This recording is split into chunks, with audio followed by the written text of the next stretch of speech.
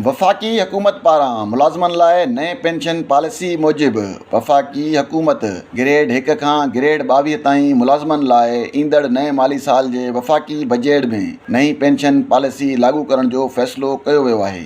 ज़रियनि जो चवणु आहे त पेंशन सुधारनि जे सिलसिले में नाणे वज़ारत तरफ़ां ॾिनल तजवीज़नि मूजिबि मुलाज़िमनि लाइ पेंशन फ़ंड क़ाइमु कयो वेंदो, जंहिंमें हुकूमत ऐं मुलाज़िम पंहिंजो हिसो ॾींदा। मुलाज़िमनि खे पेंशन वधि खां वधि 25 सालनि जी मुलाज़िमत मूजिबि अदा कई वेंदी।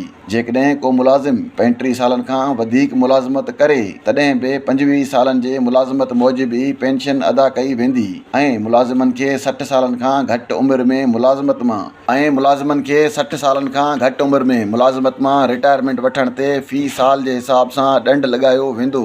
पेंशन सुधारण वारे तजवीज़ मूजिबि पेंशन संदन आख़िरी पघार मुताबिक़ मुक़ररु करण बदिरां गुज़िरियल 3 सालनि जे सरासरी पघार ते मुक़ररु करण जी बि रिथाबंदी कई वई आहे।